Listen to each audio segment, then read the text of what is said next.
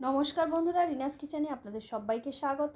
আজ আমি আপনাদের সঙ্গে শেয়ার করব নিরামিষ লাউ ঘন্ট রেসিপি। বন্ধুরা, নিরামিষ লাউ ঘন্ট রেসিপি এইভাবে যদি বানানো যায়, এটা দিয়েই কিন্তু এক থালা ভাত খাওয়া হয়ে যাবে। শুধু এটা দিয়ে ভাত কেন, রুটি পরোটা আপনারাও খেতে পারেন।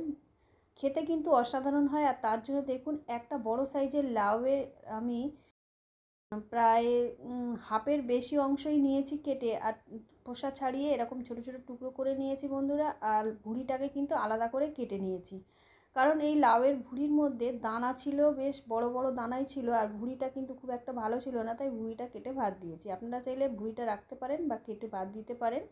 আর লাউগুলোকে কিভাবে কেটে নিচ্ছি দেখুন।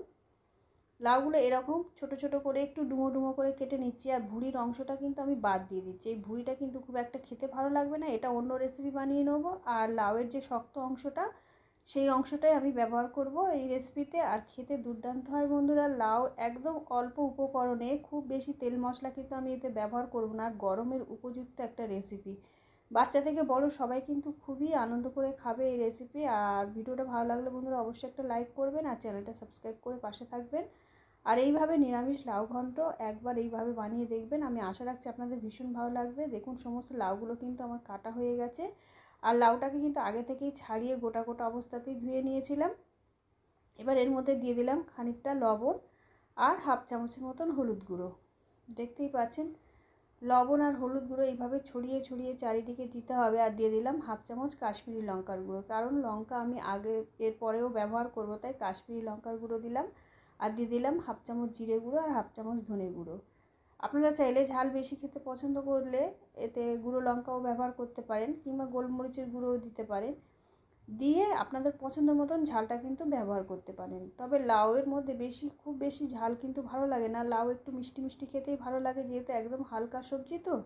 আর যত হালকা করে রান্না করবেন লাউ কিন্তু খেতে ততই বেশি ভালো লাগে। আর দেখুন, এইভাবে সমস্ত উপকরণগুলো কিন্তু লাউয়ের মধ্যে খুব ভালো করে আমাদের মিশিয়ে নিতে হবে।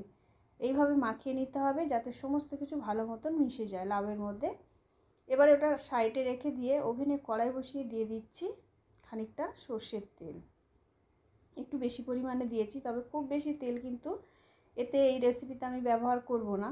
এবারে দিয়ে দিচ্ছি খানিকটা বড়ি। এটা বিউলির ডালের বড়ি বন্ধুরা, আপনারা চাইলে মটর ডালের বড়ি ব্যবহার করতে পারেন। দিয়ে বড়িগুলোকে একটু লাল লাল করে ভেজে নিতে হবে। খুব বেশি ছাকা তেলে কিন্তু বড়িগুলো ভাজিনি, আপনারা আপনাদের পছন্দ মতন তেল দিয়ে বড়িগুলোকে ভেজে নিতে পারেন। আর অনেকটাই বড়ি কিন্তু এতে ব্যবহার করব, তাতে করে রেসিপিটা খেতে কিন্তু দুর্দান্ত হবে। আবার আমি দিয়ে দিলাম অল্প করে একটু সর্ষের তেল, 2 চামচ মতন। দিয়ে দুটো মিডিয়াম সাইজের আলু, ঠিক যেমন করে লাউ কেটেছি ছোট ছোট ডুমো ডুমো করে, একটু পোস্তর থেকে বড় আলু, সেই আলুগুলো এইভাবে দুটো আলুকে কেটে নিয়ে ভালো করে ধুয়ে পরিষ্কার করে নিয়ে আলুগুলোকে আমি কড়াইয়ের মধ্যে দিয়ে অল্প পরিমাণে লবণ আর হলুদ দিয়ে দিচ্ছি, দেখতেই পাচ্ছেন। দিয়ে এটাকে কিছুক্ষণ ভেজে নিতে হবে আমাদের। আলুটাকে একটু ভেজে নিলে রেসিপিটা খেতে ভালো লাগবে। যে কোনো সবজি বন্ধুরা রান্না করার সময় যদি একটু ভেজে ভেজে রান্না করা যায়, তাহলে কিন্তু তার টেস্টটা খুবই ভালো আসে। এবারে দিয়ে দিলাম সজনে ডাঁটা। দেখতেই পাচ্ছেন, ডাঁটাটা খুব বেশি লম্বা করে কাটিনি, প্রায় 1.5 থেকে 2 ইঞ্চি মতন করে কেটে নিয়েছি। আর ডাঁটাটা কেটে আগে থেকে ধুয়ে পরিষ্কার করে রেখেছিলাম, সেটাকেও আলুর সঙ্গে কিছুক্ষণ একটু আমাদের ভেজে নিতে হবে। তাতে করে কি হবে, আলু আর ডাঁটার কাঁচা ভাবটা কিন্তু একদমই থাকবে না। এইভাবে কিছুক্ষণ একটু ভেজে নিলে রেসিপিটা কিন্তু খুবই সুন্দর খেতে হবে। এবার ডাঁটা আর আলুটা আমি ভেজে নিয়েছি, নিয়ে কড়াই থেকে তুলে নিচ্ছি।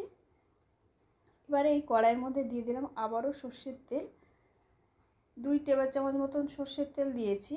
আর একটা তেজপাতা, দুটো শুকনো লঙ্কা, আর দিয়ে দেবো এতে 5 ফোড়ন। শুকনো লঙ্কা আর তেজপাতাটা একটু লাল করে নিয়ে 5 ফোড়ন দিয়ে দিয়েছি বন্ধুরা। এই রেসিপিতে 5 ফোড়ন দিলে খেতে কিন্তু খুবই ভালো হয়। আর দিয়ে দিলাম হাফ ইঞ্চি সাইজের আদা, আর দুটো কাঁচা লঙ্কা আগে থেকেই বেটে রেখেছিলাম, সেটা এর মধ্যে দিয়ে কিছুক্ষণ আমাদের ভেজে নিতে হবে। আপনারা চাইলে 5 ফোড়নের পরিবর্তে কালো জিরে কিংবা গোটা জিরেও দিতে পারেন, যেমন ফোড়নটা পছন্দ করবেন সেই হিসেবে দিতে পারেন, তাতেও খেতে কিন্তু দারুণ হবে। দেখুন, এইভাবে আদাটাকে আমি কিছুক্ষণ ভেজে নিলাম, নিয়ে কিছু গুঁড়ো মশলার মধ্যে দিয়ে দিচ্ছি।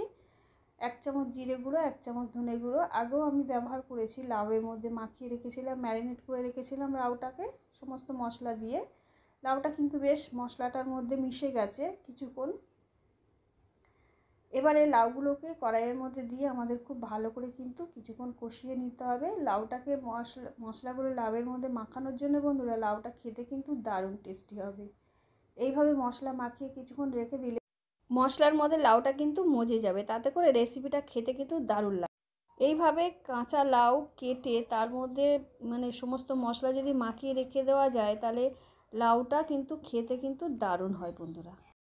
দিয়ে খুব ভালো করে কিন্তু কিছুক্ষণ আমাদের কষিয়ে নিতে হবে। কষানো হয়ে গেছে, এবারে আমি প্রয়োজন মতন জল দিচ্ছি।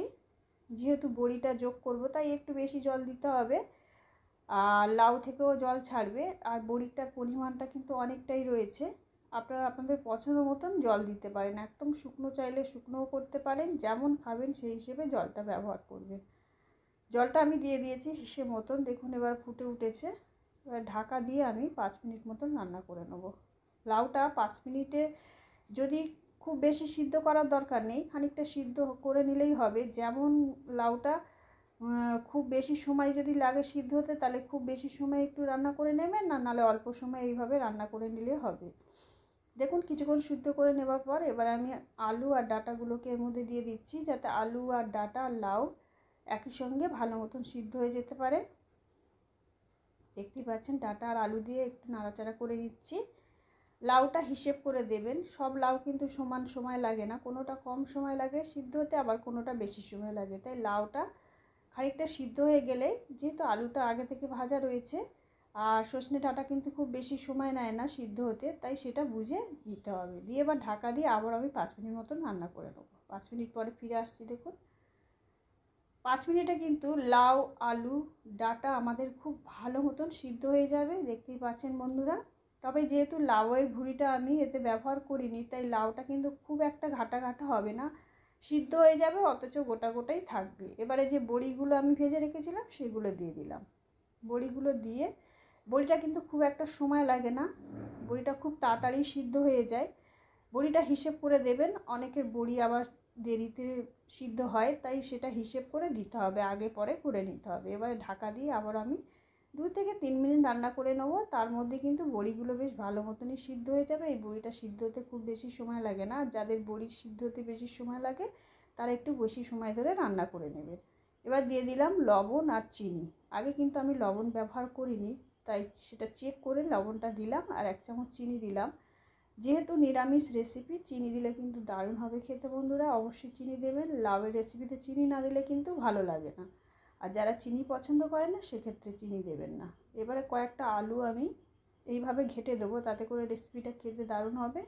একটু ঘাটা ঘাটা হবে, মাখো মাখো হবে, খেতে কিন্তু দারুণ লাগবে। ভাত রুটি সব কিছুর সাথেই খেতে পারবেন। দেখতেই পাচ্ছেন খুব বেশি কিন্তু জল নেই, আর একদম হালকা মশলায় কিন্তু আমি রান্না করেছি, খুব বেশি মশলা কিন্তু ব্যবহার করিনি। যেহেতু গরম পড়ে গেছে, বেশি মশলা তেল মশলা খেতে কিন্তু আর ভালো লাগছে না বন্ধুরা। ভিডিওটা ভালো লাগলে অবশ্যই একটা লাইক করবেন আর চ্যানেলটা সাবস্ক্রাইব